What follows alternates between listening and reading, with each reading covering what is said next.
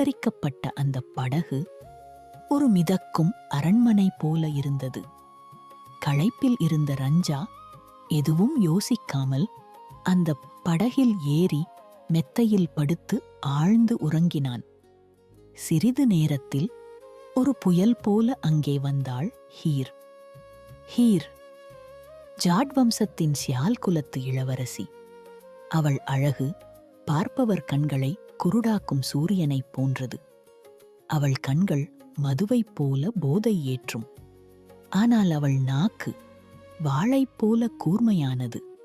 தன் படகில் ஒரு அந்நியன் படுத்திருப்பதைக் கண்டதும் அவள் கோபம் தலைக்கேறியது.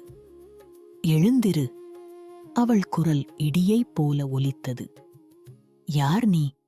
என் படகில் படுக்க உனக்கு எவ்வளவு தைரியம்? என்று கத்தினாள்.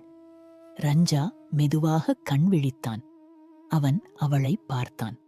அவள் கோபத்தில் சிவந்திருந்த முகம் அவனுக்கு ஒரு ரோஜாவைப் போலவே தெரிந்தது. அவன் பயப்படவில்லை, அவன் பதறவில்லை. ஒரு மெல்லிய புன்னகையோடு சொன்னான், படகு உன்னுடையதுதான் பெண்ணே. ஆனால் இந்த நதி, இந்த காற்று, இந்த உறக்கம், இது யாருக்குச் சொந்தம்? அந்த பதிலில், அந்த அமைதியில் ஹீர் தடுமாறினாள். அவள் கோபம் கரைந்தது.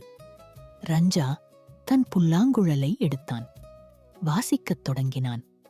அந்த இசை ஹீரின் இதயத்தில் இருந்த கதவுகளை ஒவ்வொன்றாகத் திறந்தது. அதுவரை யாரையும் மதிக்காத அந்த தலைவி அந்த இசையமைப்பவனிடம் மண்டியிட்டாள். இனி நான் உனக்கு எஜமானி அல்ல, உன் அடிமை என்றாள்.